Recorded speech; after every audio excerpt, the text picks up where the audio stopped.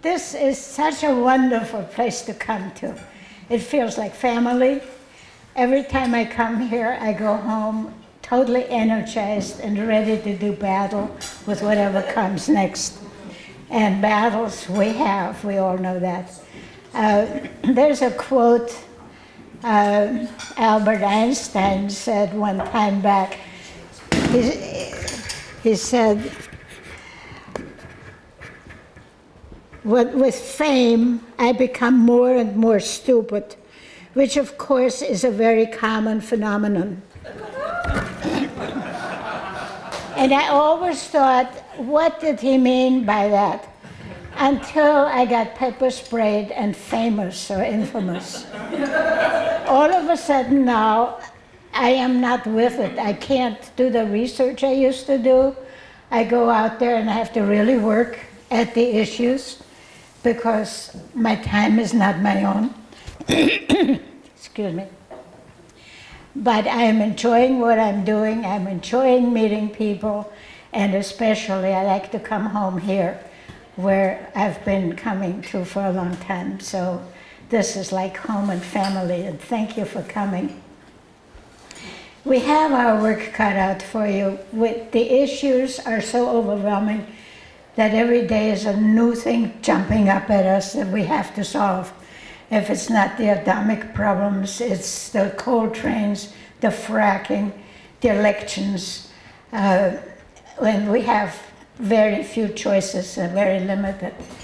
Our whole world is contaminated with the results of our nuclear science and nuclear plants all over, and they have no way to store any of the waste.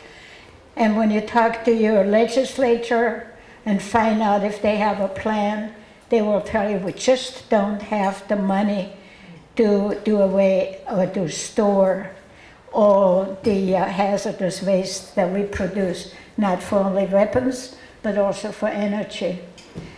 So we have to really start talking to not only the people who are now elected, but start for next year or for the next election to lay the groundwork to go and actually have ourselves a revolution. We cannot do anything less.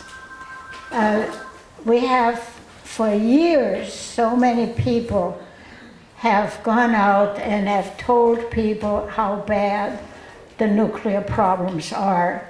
We have Admiral Rickover, and we had all the guys like Dr. Caldecott, who is the most knowledgeable person about nuclear waste of anybody. And Bruce Gagnon has spoken, and all these people know what the problems are, but somehow we have not branched out far enough into the communities to bring the message to all the people who will be affected, who right now I would hazard a guess that 50% of the people in Seattle have no clue what is going on out here and what damage can be done if there is an accident or if somebody pushes a wrong button at one time. So this is one thing we can do, and I know that you're going to write letters this afternoon.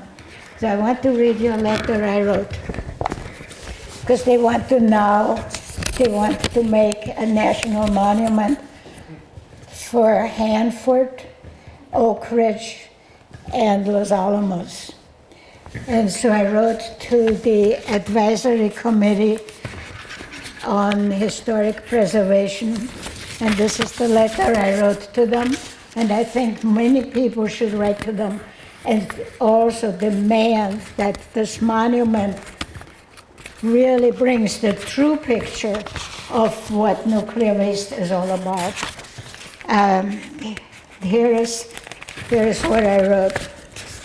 I had this paperwork. And I will give you the address of them, and I think they need to get a whole lot of input into their plan. Dear members of the board, If you want to have citizen volunteers to work with you on the preservation of the 3 sites, Oak Ridge, Tennessee, Hanford, Washington, and Los Alamos, New Mexico, I would be very happy to share ideas I have for making those sites truly memorable for future generations. Here are my suggestions for how to design the proposed national monuments. Do not decorate the stark exterior of the reactors. Keep the alarm systems turned on. Play the same type of music they play at Chernobyl. Exhibit any and all pictures you can find of the aftermath of our atomic bombs of Hiroshima and Nagasaki.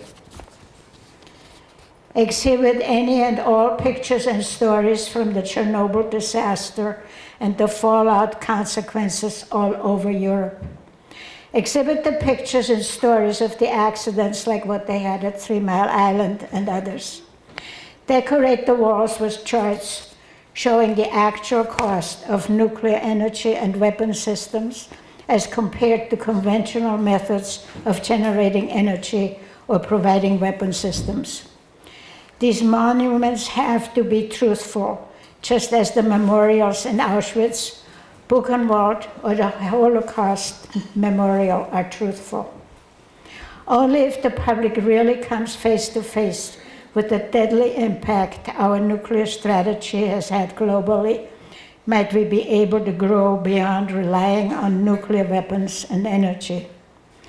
It is up to the public to stand up and to fight for this, and we have to go reach out to more people than just our little family here. We have to get together with all the other nuclear groups worldwide who are fighting in Ireland and Scotland, in Germany, in Japan.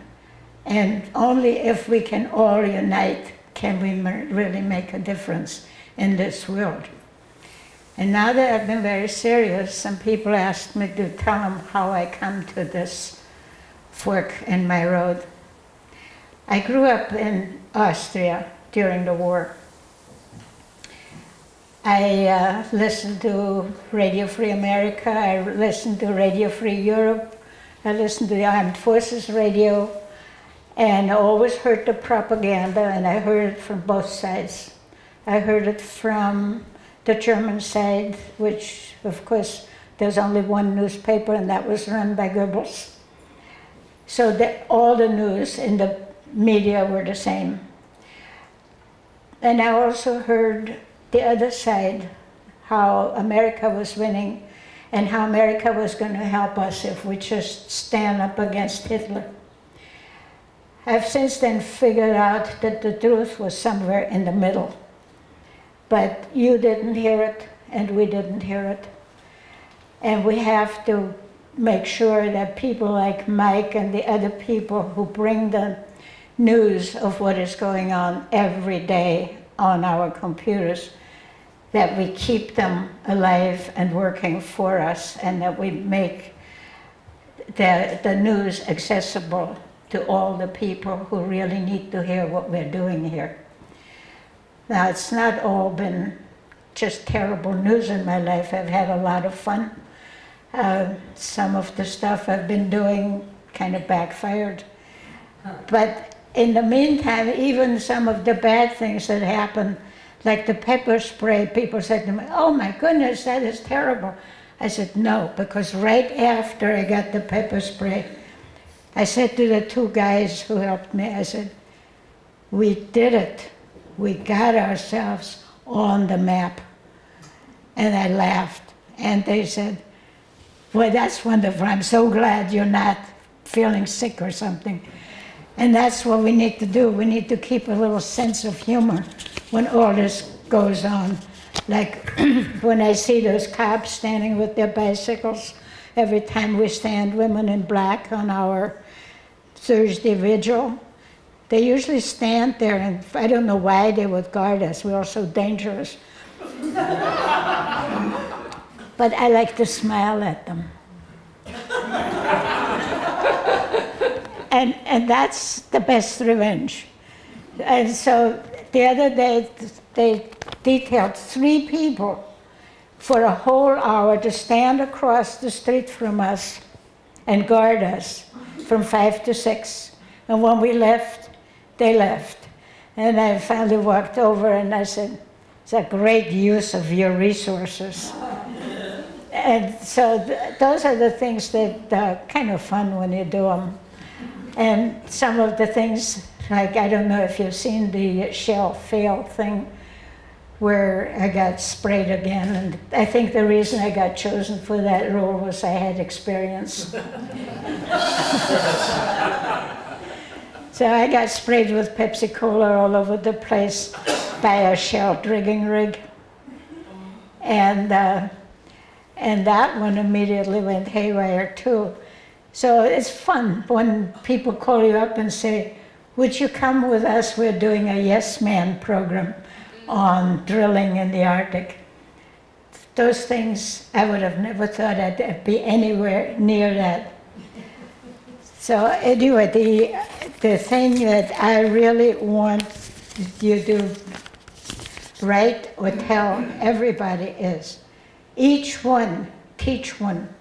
Or as our friend Jackie said, take one step out of your comfort zone if you want to make a difference. This is the best thing anybody has ever told me. And I will never forget Jackie for saying that. And the other day I had a phone call from a man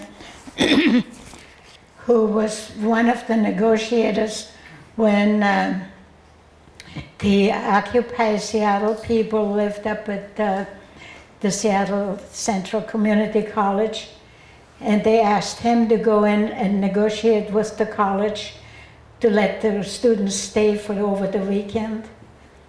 And he called me right afterwards and he said, you'd be proud of me.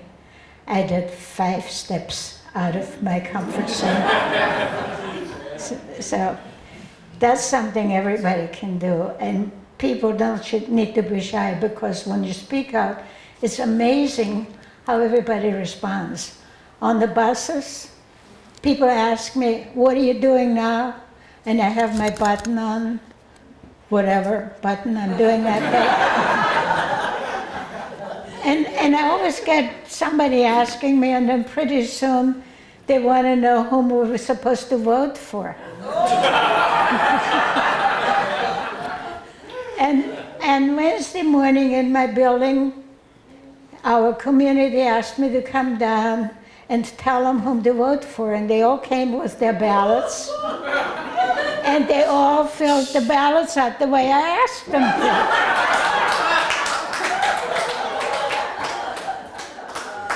So, that's just a little side service I provide.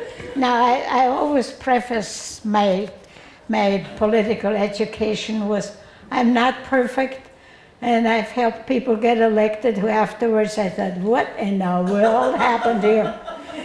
But you can't win them all. So you just keep on trying. And we got a mayor right now.